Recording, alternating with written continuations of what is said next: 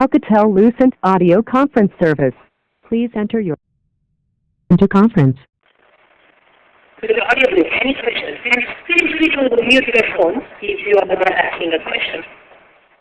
If your phone does not have mute button, if the phone doesn't have mute button, start mute. Star 6 to mute, star 7 unmute.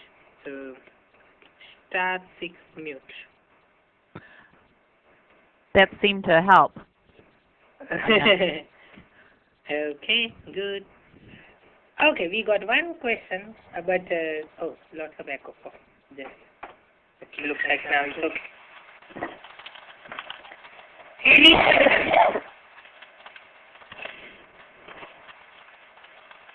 Please.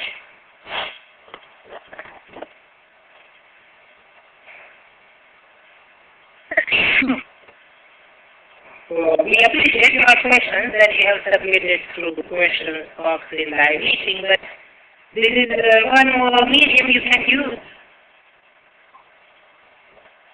It will save you typing. Maybe you have a very long question, easy to talk.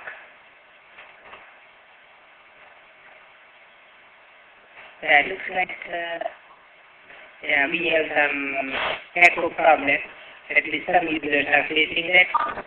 And let's, in that case, just rely on live meeting. Okay. Oh, I'll go ahead and mute. Okay. The conference has been muted. Okay. So that's okay. At least we have the live meeting for our questions. So rather than having specific reserved time for questions, we would just move on with the presentation. And as you have been doing, just keep typing your questions. Okay? Yeah, sorry that we have some problems on the audio bridge, but at least you know how to type. That's good. Keep doing that. Okay. So now we will see how LTE can work with other incarnations of UMTS, pre-LTE UMTS system.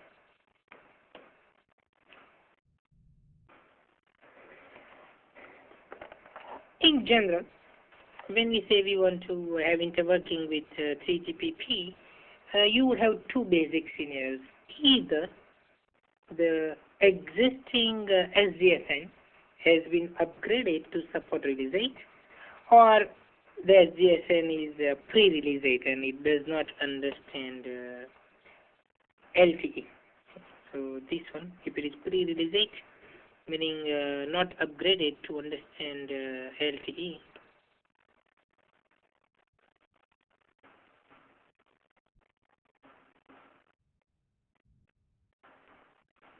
so it means that when it is connected to MME, it will think of MME like just another SGSN. And when you connect it to the PGW, it will think the PGW like a GGSN.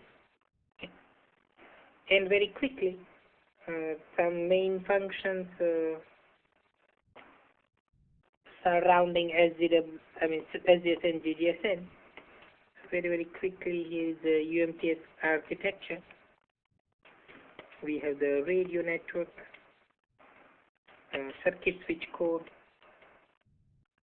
We have packet switch code, and within the packet, we have two main elements, SGSN, GGSN. SGSN connected to RNC, base station, and here is our UE. GGSN connected to the outside world, internet. So when you are reading news from, let's say, CNN, the packets are coming from the CNN web server, pass through the internet router, they will arrive at GGSN, GGSN will forward that to SGSN, RNC will send it to certain node B, and finally you will get the packet. SGSN works with HLR to authenticate the user. That is one of the main functions,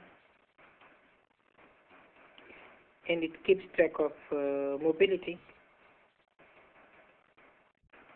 So basically it knows which RNC is currently serving the user, because it may be connected to multiple RNCs, right? So it needs to know which RNC it should forward the packets to, and so on.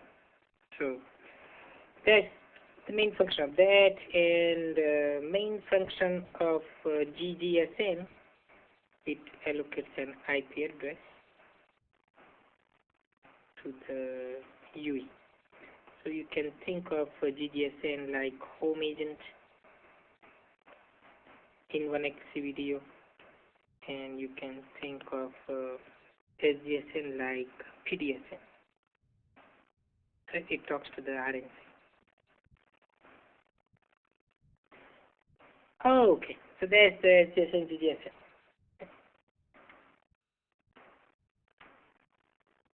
So interworking between LTE and pre-LTE UMTS systems, we need to work with SGSN and GGSN.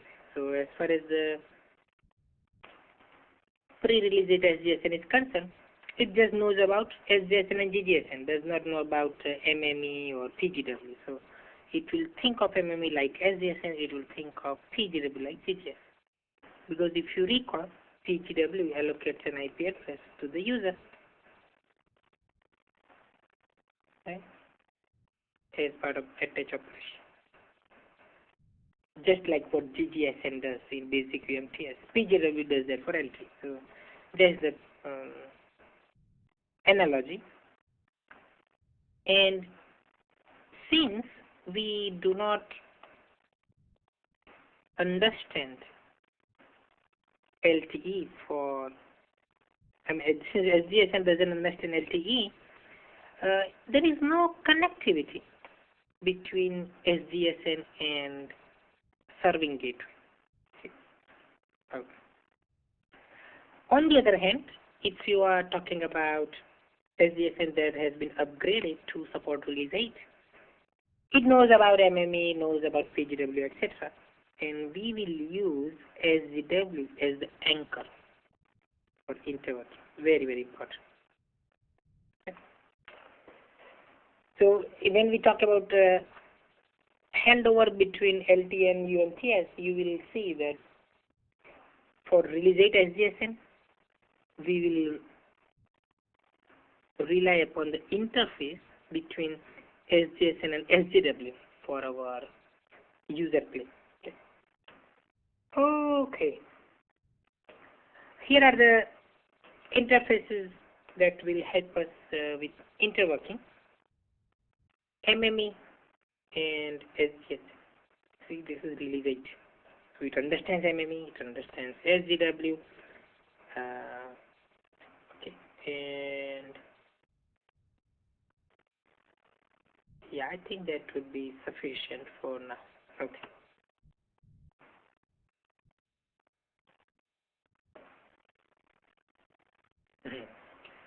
Okay, let's say that right now we are in the UMTS coverage area, UTRA.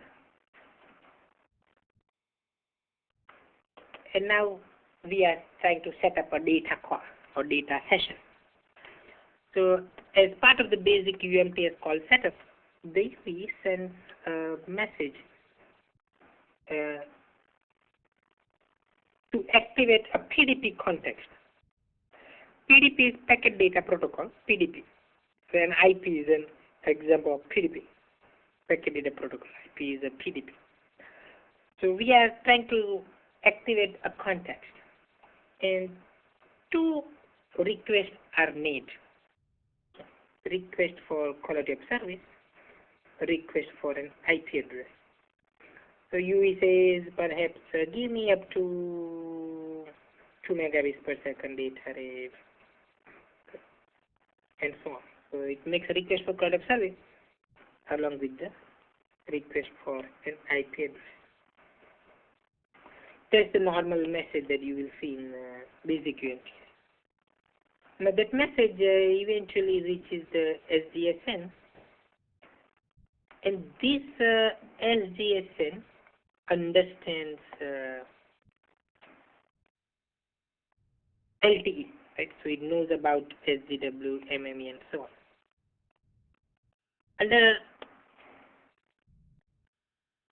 normal circumstances where we have basic UMTS, it would have talked to GGSN, okay, regarding the previous context. But now this is a release 8 SDSN, so we don't need to worry about GGSN. It will just directly talk to the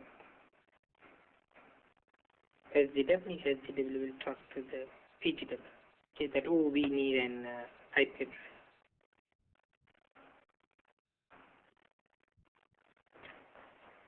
And observe that we can communicate between SGSN and serving gateway.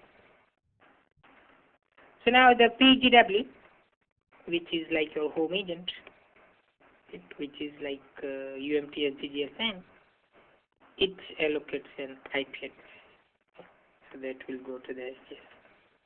So when the SGSN responds to the UEPB context request, it is including the IP address that it received from PGW. Also, we will provide quality of service related information, and for that SGSN will work with RNC to see if the radio network has adequate resources to support that requested quality of service. So in summary, when the UE accesses the UMTS system, we can still use the evolve packet code in this fashion, and the reason for that is this is a release 8 SGS, okay, and it understands that this is SGW. Okay, now let's talk about the handover process itself.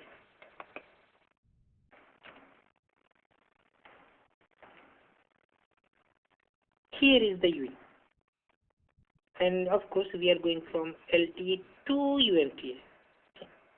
So source is the LTE system, and our destination is UMTS.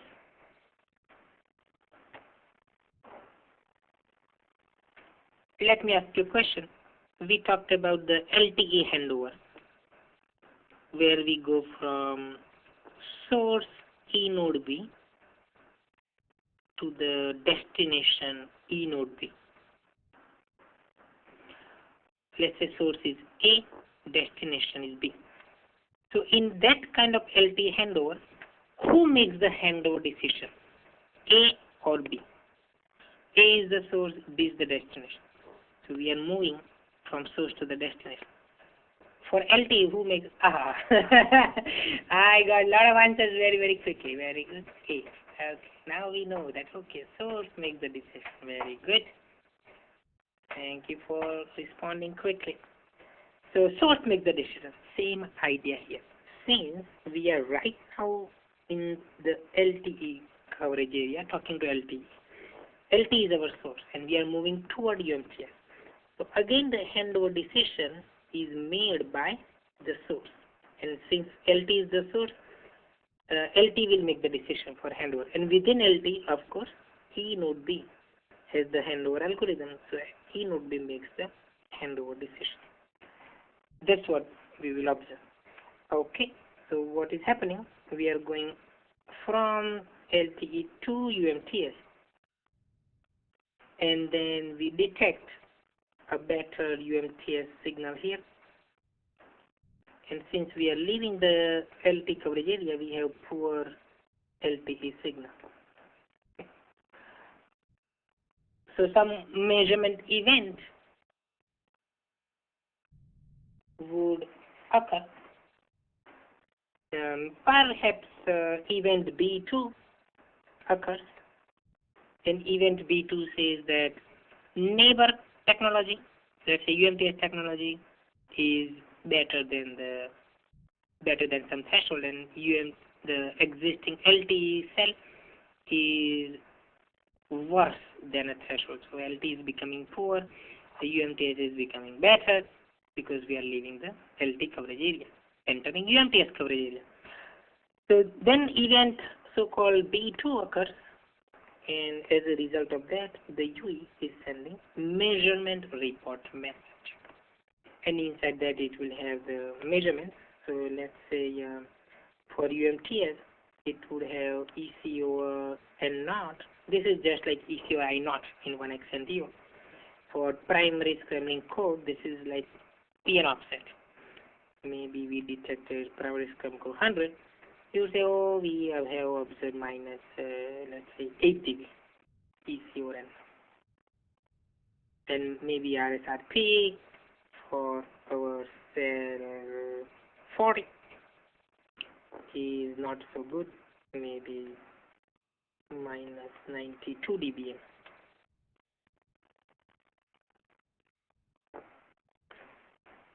Okay. So that's the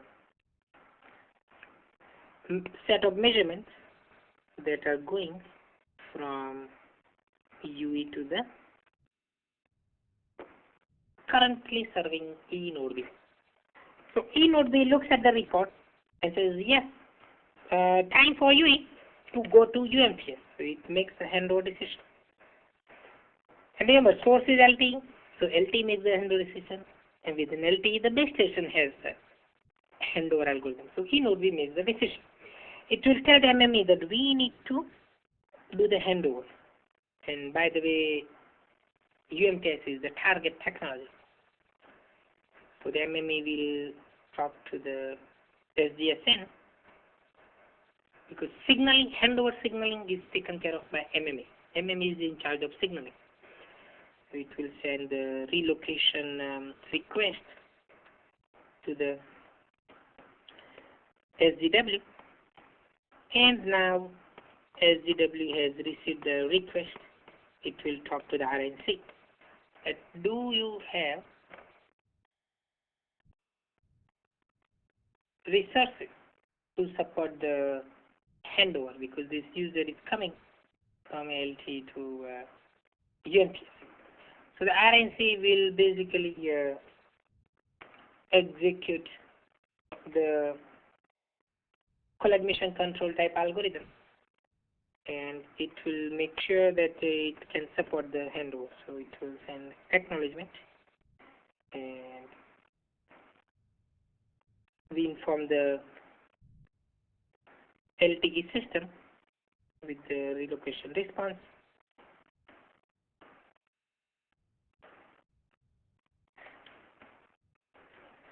After MME gets the relocation response, it will send a handover command to the E node B, and E node B sends a handover command to the UE. After UE receives that handover command, it will acquire the UMTS network and start talking with this node B and this RNC. And as part of the handover process, we have established a tunnel between SGW and RNC. And the reason that we are able to do that is this is a so-called direct channel. So there are two ways. One way is we can get packets from SGW to SGSN and SGSN to RNC to the base station, finally to the UE. That is one way. So packets from the outside world are coming to the PGW, SGW, SGSN, RNC, UE. Okay, so there's one way. So for example, AT&T would have this kind of, most probably it would have this kind of configuration. If there are new operators, new UMTS operators who have switched from 1X, 1X video to UMTS, they can get a little better architecture, and in that case we can have direct tunnel between SGW and RNC. So then no need to go through SGSN. That will reduce little bit of delay. Okay. But those are the two options. In any case, after the handover is completed, the packets are coming from PGW, SGW, and through SGSN or directly to RNC, they will eventually reach the user. So as you can see, the serving gateway is still our anchor. Right? This is our user plane anchor. And we use that because we have already upgraded the SGSN, and SGSN understands the serving gateway. But if we have not upgraded the SGSN, then we will do something else. We will think of MME as the SGSN and PGW as GDS. But SGW will be used as the anchor if this is the release age as this. So that was going from LTE to UMTS. How about going from UMTS to LTE? So right now we are in the UMTS coverage area. So source is the UMTS. And we are moving towards LTE. So LTE, of course, our destination in this case. So now we are moving this way toward LTE. So it will mean that the UMTS will give you poor quality as you are moving away from UMTS, and LTE starts giving you better quality signal. So when this kind of event occurs, the UE will send measurement report containing the ECR and not values and RSRP type stuff to the UMTS network. And within the UMTS network, RNC has the handover algorithm. So RNC will make a handover decision that yes, UMTS poor quality, LTE is giving better quality, so time to do the handover. So in that case, it will then contact the SGS that we need to do the relocation. SGSN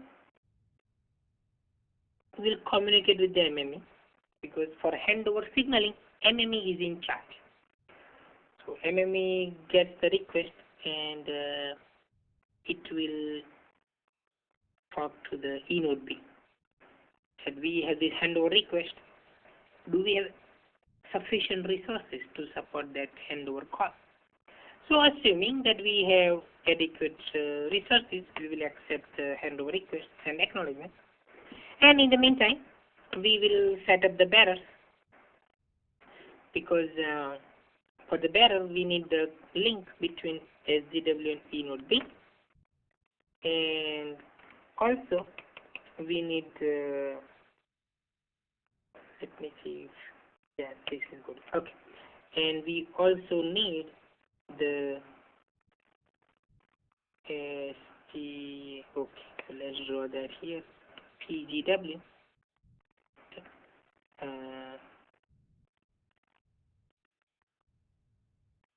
SGW. Earlier, our information was going from PGW to the SGW to the SDSN, right? That was our tunnel.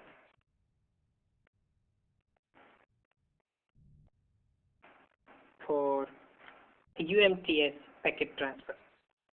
But now we are entering the LTE coverage, right? So no need for that tunnel once we firmly establish ourselves in the LTE system. So those are the two links that we will use for communication with the UE.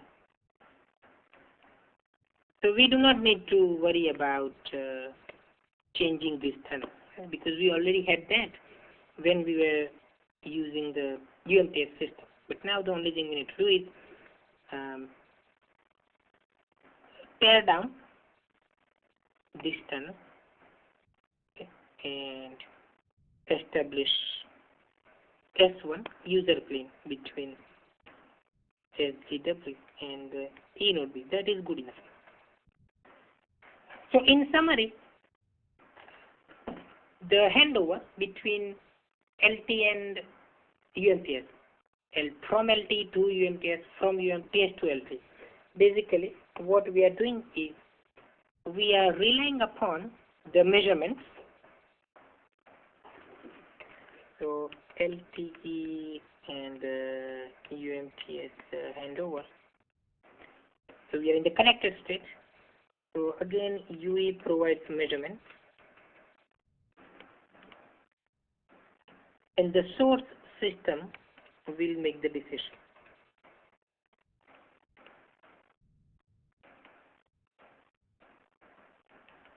Right, so if you go from LTE to UMTS, this is the source, this is the destination, then E node B will make the handover decision. On the other hand, if you go from UMTS to LTE, the source is UMTS, and then RNC will make the handover decision. Okay. So that is the basic idea. Okay. What if the UMTS network,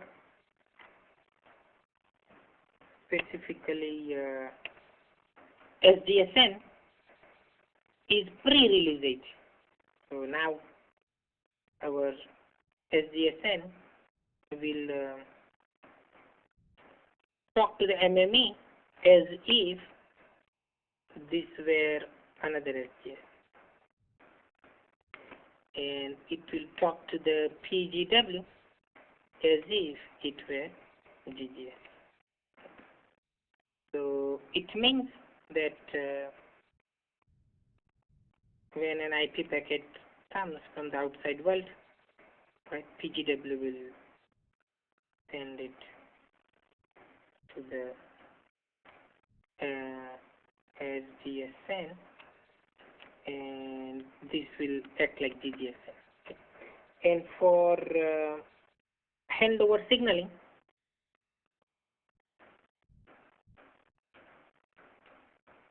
right, we are going from, let's say, UMTS to LTE. So in that case, SDSN will work with MME. It will think of MME as another SDSN. So it is like inter SDSN handover. It will behave like that. Okay. And also, when we are doing the call setup within the UMTS system, then PDB context activation that is received by our SDSN, and it needs a GGSN to get the IP address. So since PGW is like our GGSN, it will send a message over the interface, and PGW will act like GGSN, like home agent, and give the IP address to the user. So that is the basic idea. Okay, so let's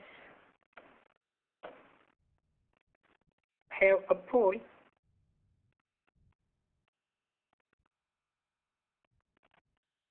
Let's aim for maybe 2 minutes. Oh, I need to change the, okay, we are going from LT to non-LT. Okay, let's say red, purple, yellow, and blue.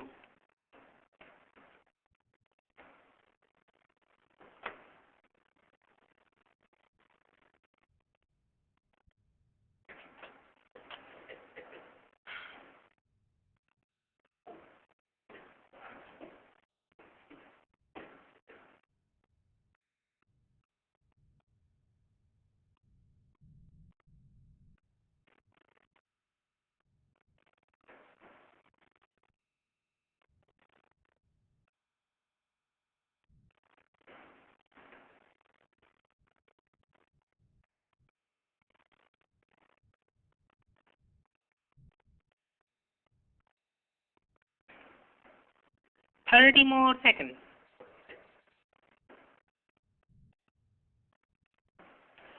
So from LT, so LT is the source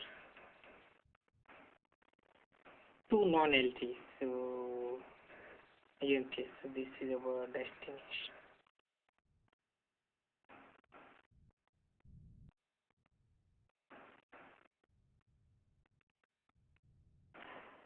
Ten seconds.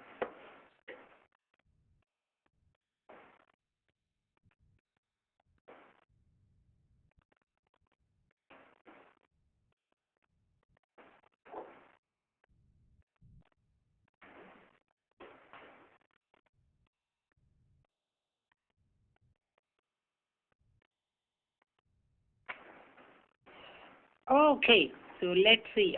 I see a lot of correct answers here. Yeah, almost everyone got it right. E node B. Okay. Source makes the decision. So LT will make the decision, and within the LT, who has the handover algorithm? The E node B. So that's the correct answer. Thank you for your participation. Okay. Very good. Let's do a quick review. Okay. Oh, and one more thing I would like to highlight is when we do the handover between LT and UMTS, and for that matter LT and GPRS Edge, radio access network, we have packet forwarding supported.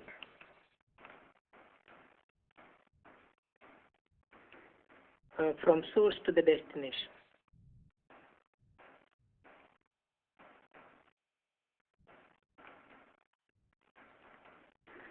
So for example, if we are in the LTE area, okay, and we are going to UMTS, then this is the handover. And now our E node B has some packets, packet P, Q, R, S, and we have not yet sent those packets to the UE. So what will happen is we will, this is E node B, we will forward those leftover packets to the UMTS system. So, for example, if we have direct tunnel, then it could go to RNC, or if it is indirect forwarding, it will go to SDSN. And now we will get those packets forwarded here, PQRS. And once the handover is completed, then we will be able to send those packets over the air to the UE. Okay, so we support packet forwarding in both the directions. So LTE to UMTS, UMTS to LTE, both ways. And we had one question. I just would like to confirm the answer. Yes, LTE node B knows about the UMTS self. In fact, one of the 6 that E node B sends out, it has UMTS neighbors. Just like one of the SIPs has 1x EVDO, CDMA 2000, 1x RTT neighbors, we also have a system information block that gives the UMTS neighbors. Okay, so let's do a quick review. Okay, so we discussed basically two things. Okay, we discussed the handover, handoff, same thing, handover within LTE, and then interworking between UMTS and LTE. Okay, in terms of LTE, actually let's keep it mobility. Okay, so we could have the connected mode mobility, or we could have mobility in the idle mode. Okay, and okay, how do you know whether the UE is in the connected mode or the idle mode? There is some sort of connection. It starts with R, and depending on that we know whether it's connected. Oh, okay. RRC connection. Excellent. Okay. So RRC connection. Okay. So if we have RRC connection between the UE and the cell, LTE cell, then we are in the connected state. Otherwise, the UE is in the idle mode. Idle state. Okay. So in the connected state, we have true handover. So when you see the term handover, we mean the mobility when we have RRC connection. If there is mobility within the idle mode, it is called cell reselection. Okay. Similar to what we call idle handoff in 1X NDO, in LTE it is formally called cell reselection. Cell reselection very easy. Basically, the UE is just monitoring the downlink of strongest cell. So as the user moves from one area to another, one cell to another, now it will start monitoring the downlink of the new cell rather than the old cell, and that is called cell reselection.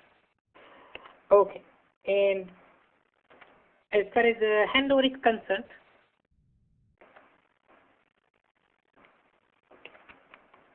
we have following major aspects. The A node B will configure the user to provide some sort of measurements. Okay. And there are two measurements we mentioned. Okay. What are the two measurements that UE can be requested to provide? Two measurements. Both start with R. Okay. RSRP, and there is one more, and RSRQ. Okay. You guys are typing very, very quickly, so we have some typos, but yeah, I got the idea. RSRQ, reference signal, receive power and quality. And we can tell the UE to send the report when some events occur. So we could decide A1, A2 up to A5. There are 5 events. So one or more events could be configured for the UE. And whenever those events occur, whenever some condition satisfies, then the terminal will send the measurement report message. So for example, let's say we configure the UE with A5 event. A5 says the serving cell drops below some threshold and the neighboring cell exceeds some threshold, right? Then event A5 occurs and now UE says measurement report. Okay, then the E node B has the handover algorithm. Okay, and it will say, okay, maybe it's time for the UE to go to another cell. We have the X2 interface, right, between the E node B's. Here is the source, here is the target. Now, using that X2, what can we do? Can we do handover signaling? Can we do packet forwarding? Both or just one? 1, 2, or both 1 and 2? Using X2, what can we do? 1, 2, or both? Excellent, both. So X2 interface is for both. So we will basically figure out that do we have resources or not. Assuming that we have the resources, then the E node B will provide CRNTI. And the reason that we have to do that is the old CRNTI is valid in the old cell only. So as part of the handover, whenever we have a change in the cell, we need to do new CRNTI. Okay, so that's that. And for the UE to access the new cell, we will provide typically dedicated random access channel preamble. Okay. So now, assuming that everything is fine, we send handover command with that information, CRNTI, preamble, etc. Now the UE will be able to contact the new cell. Okay, so that's the overall process. In summary, in LTE, we have UE assisted network control hard handover. So it is the network, and specifically E node B, that makes the handover decision. And there is no soft or software handover. The UE communicates with a single cell. Now, as far as the idle mode is concerned, the only thing we need to worry about is tracking area. So this is one tracking area, another tracking area, many E node Bs, and the main reason behind tracking areas is we want to send a page message. Okay. So if the UE keeps moving in the same tracking area, there's no need to contact the MME if the timer has not expired. However, as soon as we cross the boundary, enter a cell that belongs to another tracking area, then we will do the tracking area update. So now the MME will update the database that okay, now this user is no longer part of the tracking area 1, rather it is now taken care of by tracking area 2. It is inside tracking area 2. Okay, let me ask you a question. How does the UE know that it has crossed into another tracking area? How do we know that? There is something that we observe. It starts with S. What do we observe? The UE observes something. SID. Very good. Very good. So the control channel will indicate that there is some system information block, and one of the system information blocks will indicate the tracking area ID. Excellent. Thank you for that answer. So that's the idle mode. And finally, we talked about mobility between LTE and UMTS. All right. Again, in this case, we have UE assisted and the network controlled handover. Again, hard handover. Okay, and of course, source will make the decision. Okay, so depending on which is the source, E node B or RNC will make the decision, and we have support for packet forwarding so that we minimize the packet loss when we move. Okay, okay, so that's what we have in terms of the handover between LTE and between LTE and UMTS. Now there was one question: how about interworking between LTE and 1x video? We have a whole new session dedicated to LTE DU interworking, and we have one scheduled for tomorrow. So feel free to attend that one, okay, if you wish. And let's take up some questions we have received. In the idle mode, when we are on LTE, will you monitor UMTS all the time or only when LTE signal is low?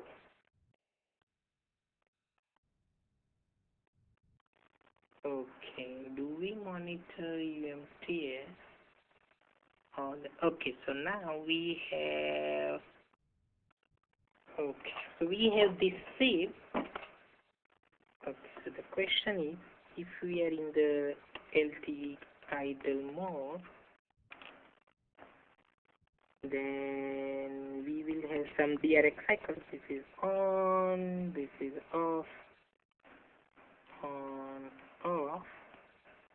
So this is DRX. Here the term is looking at the control channel. Okay. And during this off, the standard says that UE can do anything, including observation of other technologies, other carrier frequencies.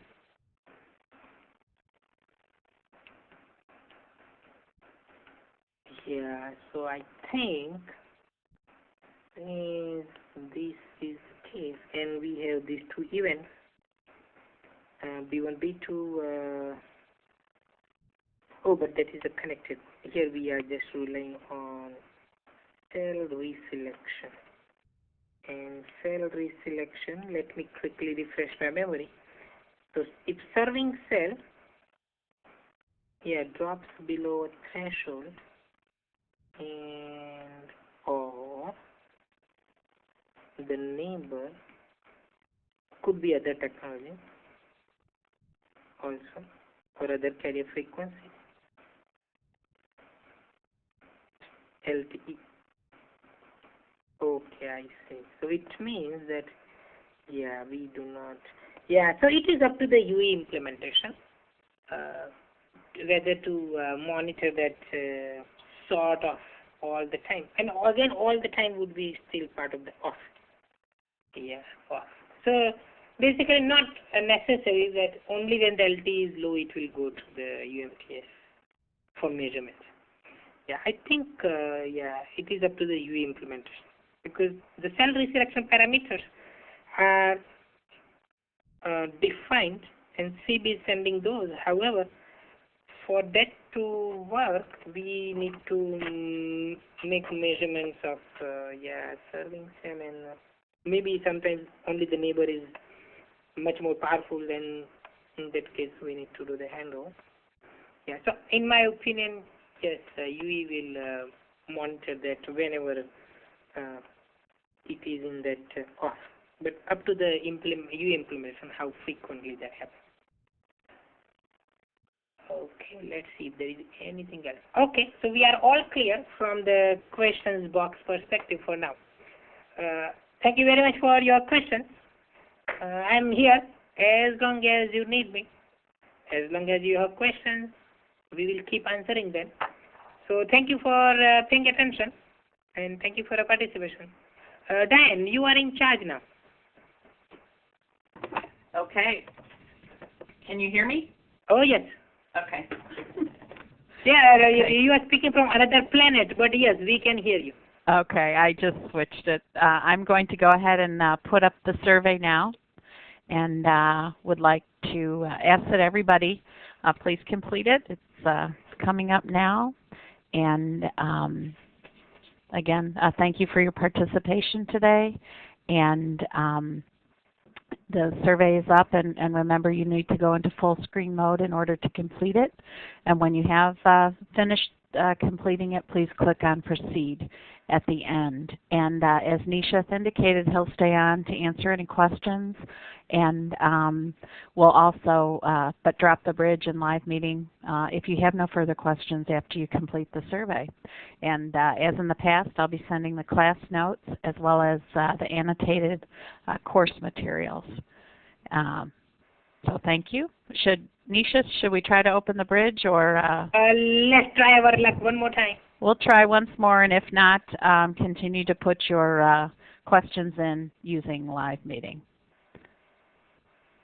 The conference has been unmuted. Okay. I'm hearing a mute, echo.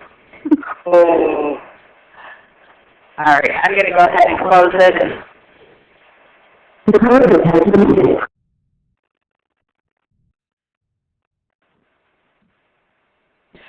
Maybe some voice or IP phone is causing this. That's what we suspect. And is that you or someone else? Well, I think it's we have transitioned on the Naperville campus to that, and I think also New Jersey. Oh, I see. So that may be the case. I see. Personally, I don't have one yet. I'm one of the last to get it. Oh. Okay. So again, if anybody has questions and would like to have put them in the questions box, Nishis can answer it while you're also completing the survey. And there is no limit on the number of questions that you can ask. So go ahead, type it away.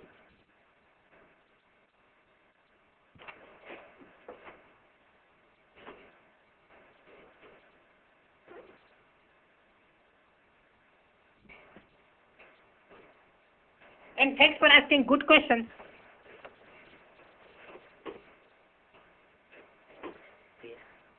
But the same MME, do we need or no need to send the tracking area update message?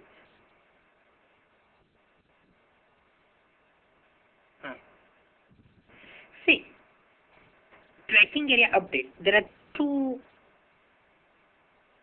causes for that.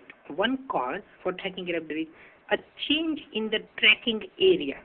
Now, unfortunately, I cannot draw anything, otherwise we'll lose the survey, but hopefully what I am saying, you can draw a picture in your mind. Okay. So let's say we have registered the UE in one tracking area. So in the past, when the UE did the attach, we told the UE that we consider you registered in tracking area number 1. So that is the only thing that UE knows, that I am registered in tracking area 1. So whenever it crosses into another tracking area, 2 or 3 or whatever, it will send tracking area update, whether it is controlled by the same MME or different MME. The UE does not know which MME is taking care of how many tracking areas. It is not responsibility of the UE to figure that out. The only thing UE cares about is, where am I registered? Am I registered for tracking area 1? Okay, then I will do the update whenever I go to another tracking area. However, let's take another example. Let's say one MME controls 2 tracking areas, 1 and 2. Okay, one MME controls 2 tracking areas, 1 and 2. And it is possible that the MME tells the UE that I will consider you registered in both the tracking areas 1 and 2. So now, even when the UE goes from tracking area 1 to 2, it will not send tracking area update because it has already been informed by the MME that it is considered registered in both the tracking areas. So in that case, no need to send the tracking area update. So hopefully you get now a better view of the tracking area update. And another question we got, how is CQI used? Okay, channel quality indicator. So that is applicable when we have the RRC correction and we are doing some sort of data transfer. Okay. So what is happening is our eNode B has configured the UE with some CQI reporting. That okay, send me CQI report every 2 milliseconds.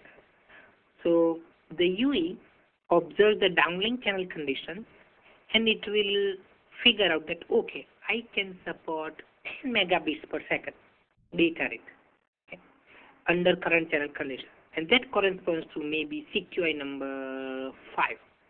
Then it will send CQI number 5 to the eNode B. And associated with CQI number, there is some modulation scheme, some amount of redundancy, essentially some data rate that the UE can support at 10% error rate, 10% blocked error rate. So eNode B will use that CQI feedback coming from the UE to decide what modulation to use for the UE, how much coding, how many resource blocks to assign to the UE, and so on. So in summary, CQI report is used by the eNode B scheduler to decide the effective data rate for that UE. And we talk about that CQI in some session on traffic operations. So we have a session on traffic operations. So if you want, you can listen to some recorded session. It is already available, I think, on your website. So feel free to access it. And you can send email to Diane. She will tell you how to access some pre-recorded session. Yeah, yes, those courses are in the Alcatel-Lucent University site. It's the same course number, but there is a W appended at the end, and that indicates that it's a web-based. So, for example, you would, for this course, you would search on TTP 21208W, and that gives you access to the recorded live meeting session as well as the course materials and class notes and any additional files that Nisha may have shared after the session.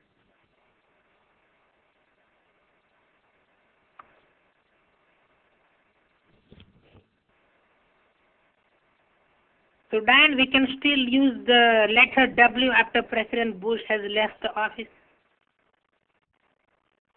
That's correct. Okay. Just checking. Aperiodic. Okay. Again, sorry, I cannot draw. Otherwise, we will lose the service. In any case, periodic means the CQI report is sent periodically with some frequency, maybe every 2 milliseconds, every 10 milliseconds, etc.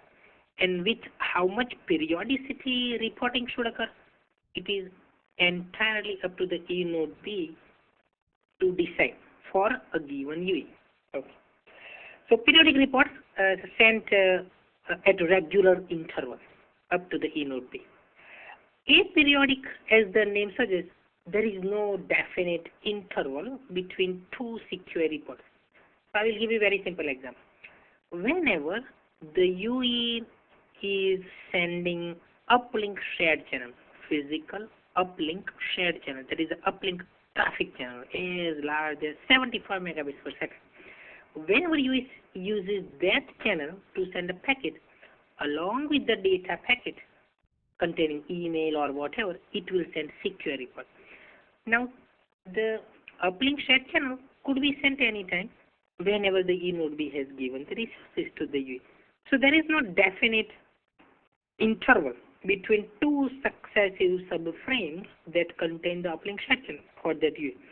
So it means the CQI report sent on the uplink shared channel would be aperiodic because there is no guaranteed time interval between two uplink traffic channel transmissions. On the other hand, when the UE is configured by the E node B to send CQI report using uplink control channel, that would be periodic because the E node B will tell the UE that use the control channel to send me report every X milliseconds. Okay, so that's the periodic versus aperiodic. Of course, anytime the answer is not satisfactory, you want more details, better explanation, ask a follow-up question.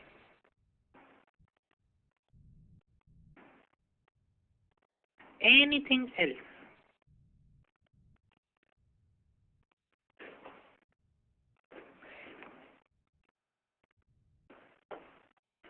And of course, you also have my email address. Okay, so feel free to send me email also. I get email questions also. So that is also another medium available for you to use.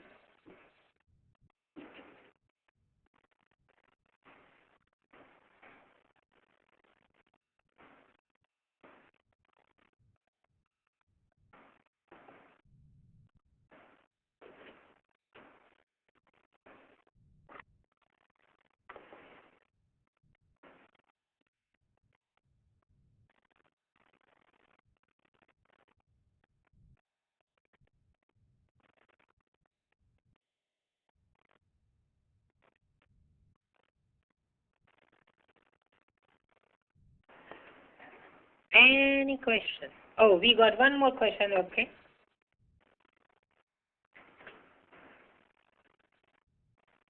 CQI category can change on the traffic. Yes, so it is quite dynamic. So during one subframe, the UE may send CQI 5. After some time, channel conditions improve, maybe CQI 7. After some time, even better channel. The best possible channel, CQI value 15. 15 is the largest number, 4-bit number, 0 through 15.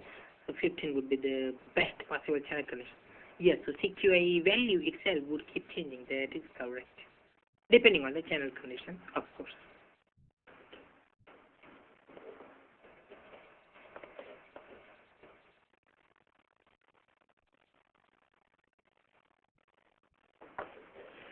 You are welcome.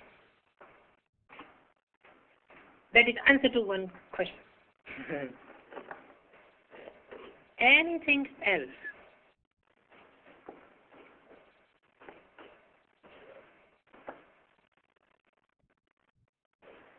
I am not running anywhere. Just ask your question and we will make sure that we give you the answer. And of course,